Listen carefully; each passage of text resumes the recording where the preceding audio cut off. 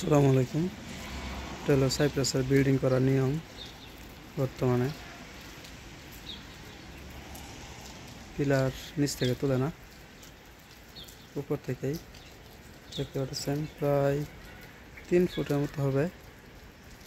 Rod দিয়া পুরোটা একটা ডালাই বানিয়ে ফেলতেছে এবং কি এখান থেকেই সরাসরি কলম ইটা করতেছে। পুরো জায়গাটা জুড়েই রড বিছানো হয়ে গেছে। এখানে কোনো কলামের জন্য বাড়তি কোনো গর্ত করা হয়নি, পুরোটা একটা কলাম হিসাবে কভার হইতেছে। পুরো জায়গাটাই নিচতলা। তারপরে এখান থেকে চতুর্পাশে মাঝখানে দেখতে পাচ্ছেন, এখানে দুইটা মাঝখানে হতেছে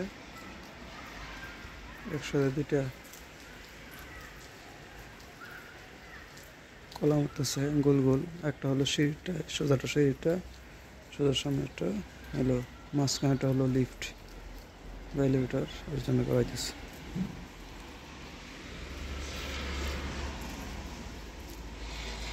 এটা হতেছে সাইপ্রাসের প্লাস প্রপার্টি, নাম হলো